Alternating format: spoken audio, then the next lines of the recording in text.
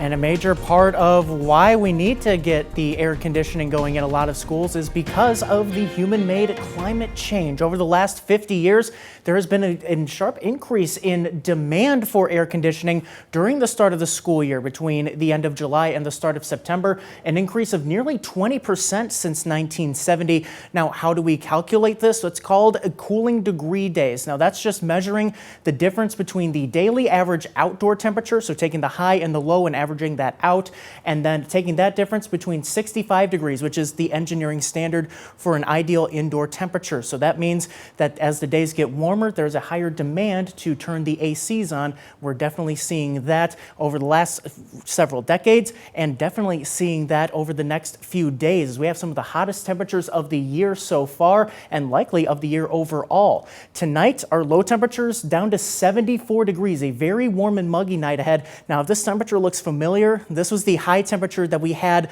last Tuesday. So from our highs to our lows over the last few days, skies do stay mostly to partly clear, I should say, but as we head through the morning hours and especially during the day, we're going to be seeing plenty of sunshine tomorrow. And notice how quickly temperatures climb. Already air temperatures into the 90s by 1 o'clock, heat indices into the 100s. Those heat indices peaking into the around 105, maybe even some spots getting towards 110. And that's why excessive heat warnings are in place for southern Wisconsin and northwestern Illinois. This area shaded in the pink color here for those heat indices up to 110. This is in effect from 11 a.m.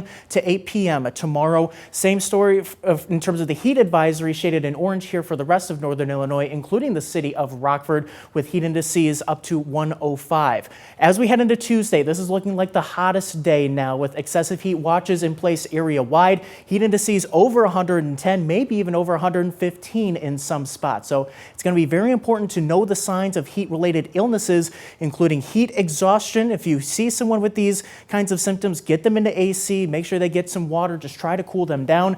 If you see the signs of heat stroke here in anybody, that is an emergency. You should call 911 if you see any of those symptoms here over the next few days. With the dangerous heat through Tuesday, a cold front will be pushing the heat away Tuesday night, but that may kick up some storms. We do have a level 2 out of 5 risk across much of northern Illinois, mainly north of I-88, for the potential for damaging winds and hail that with storms that could develop pretty much right on top of us heading into Tuesday evening. So we'll have to stay weather aware for that potential, but then we only cool off just a little bit, not necessarily in dangerous levels, but still pretty warm and humid both Wednesday and Thursday. Another wave of showers and storms gives us some more meaningful relief into the Labor Day weekend that we especially see in your most accurate 10-day forecast. By Labor Day itself on Monday, Sam, we could be seeing highs in the mid to upper 70s as September looks like it may start off on a bit of a cool start.